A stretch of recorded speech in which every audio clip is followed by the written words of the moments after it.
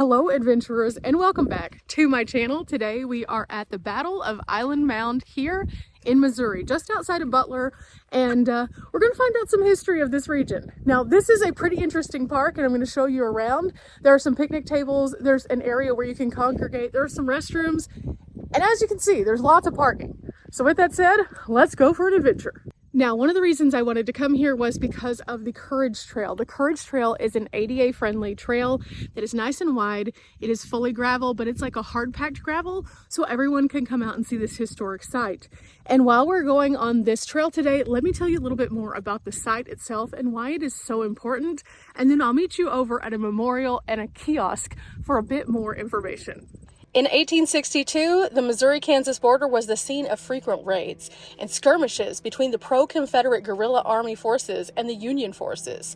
In August of 1862, U.S. Senator Jim Lane, a notorious Kansas Jayhawker, began recruiting black soldiers to join his Kansas force before other federal efforts. Many of the black soldiers were escaped slaves who had fled to Kansas from the farms and towns in Missouri and Arkansas in order to find freedom, and some of them were stolen in raids led by Lane or other Jayhawker leaders during the border wars between Kansas and Missouri. Others were free men of color who had moved to Kansas to find a better life. These men formed the 1st Kansas Colored Volunteered Infantry in August of 1862. It quickly grew to over 500 soldiers. Now, at the time, black soldiers often faced opposition from white Americans who felt like black soldiers could not be as skilled or brave as the white soldiers. But many felt that the blacks would not be able to handle battle and were better suited for other roles, such as cooks or manual laborers. But by the fall of 1862, the area around Bates County had become a haven for the guerrillas and the Confederate recruiters. One of the areas that was often used was Hog Island. And from there, the guerrillas terrorized the pro-Union families and led raids into eastern Kansas. By October 1862, 240 soldiers and 12 officers of the 1st Kansas Colored Volunteer Infantry marched into Bates County to clear out the guerrillas. They used Fort Scott Road, and the troops traveled from their camp in Fort Lincoln, Kansas, and arrived in Bates County October 27, 1862. Upon their arrival, they commandeered the home of a local Southern sympathizer, Enoch and Christina Toothman, also known as the Toothman Farm. They used this as their headquarters, and the troops camped in the yard and used the rails of fence to build their infrastructure and called the farmstead Fort Africa. On October 29th, a detachment of around 30 black troops engaged with the bushwhackers as a diversion while the foraging party started searching for salt and cornmeal. Once the troops returned to camp, the rebels set fire to the tall grass prairie, forcing the Kansas troops to set a backfire to prevent flames from reaching Fort Africa.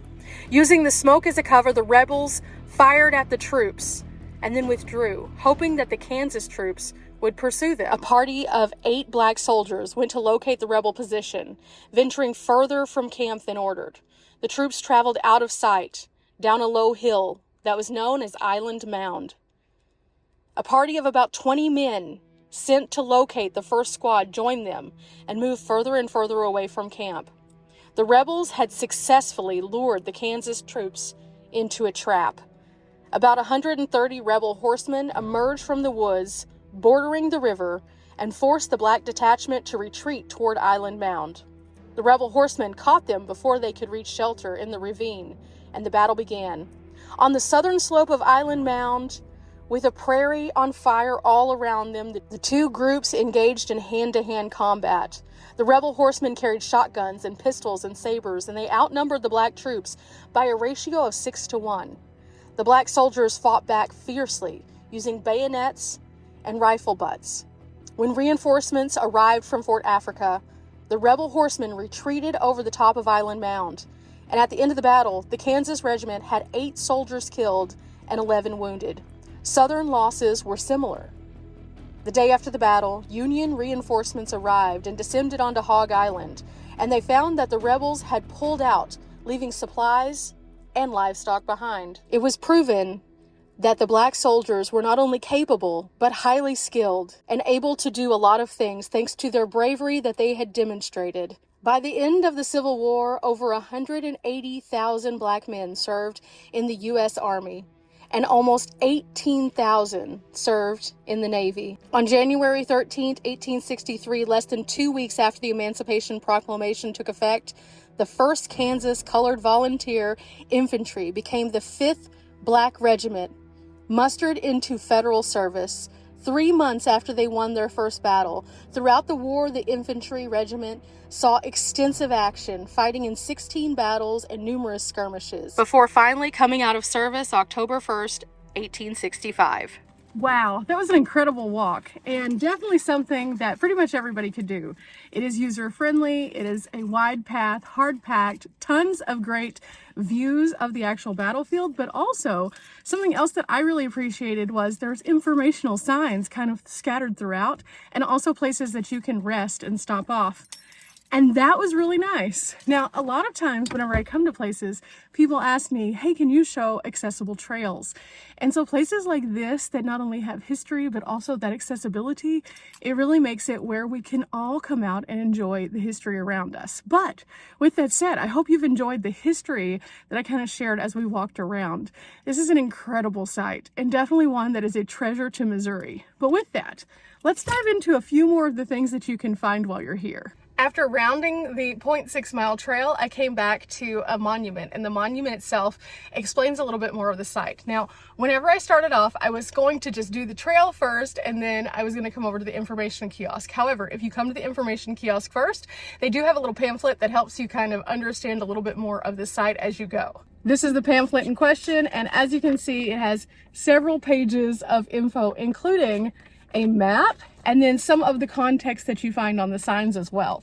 I wanted to show you one specific thing that I thought was really fascinating in this particular pamphlet though.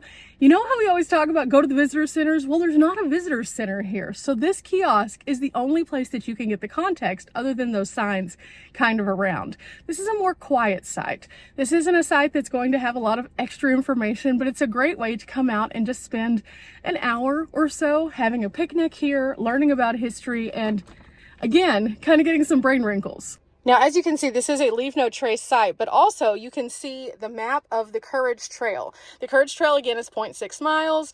It's a very easy to navigate trail. There's no big steep inclines or anything.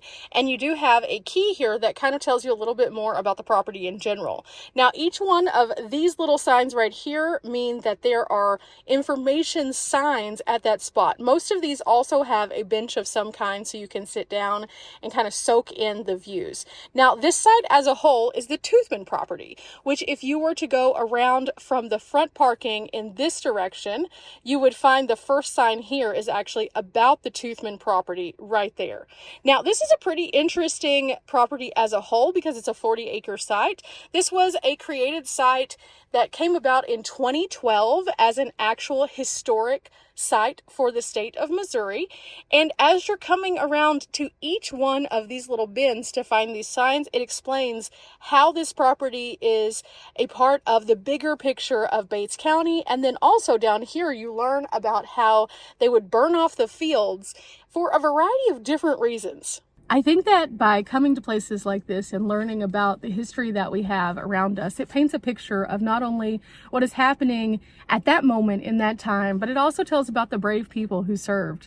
And in this particular instance, seeing the fields, the very fields before us, and seeing how the fire was used to fight this battle and why that this section that has been sectioned off is so important, I think really tells a different side of history that a lot of times we don't hear. Now, I think places like this are so important because not only do they tell the story of what happened in the moment, and I always say we learn from the past to make a better tomorrow, but in places like this, we also see how a single engagement shaped our military today. Our military today is not made up of one group of people. It's made up of a conglomerate of different kinds of people. We have different races. We have those from different religions. We have those who are men and those who are women. And I think that it's fascinating to see that at one point in time, that was not the case. At one point in time, something in our chemical makeup of our brains told us, oh no, that can't be an option. But by seeing brave people like these men who served here and served in such a way and fought so diligently and hard for the greater good, it really shaped the way that we exist in our worlds today. And I think that that is incredible, because without places like this, we would not know the history of our military and how it changed over time.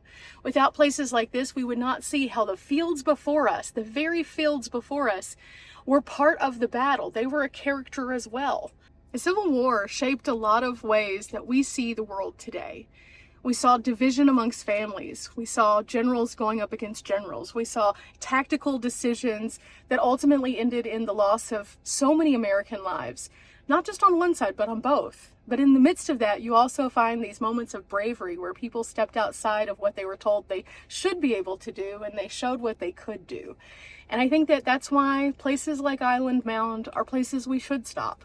Not only is it an ADA trail, where everyone can come out here and get this knowledge, but also they do special programs. They have special talks.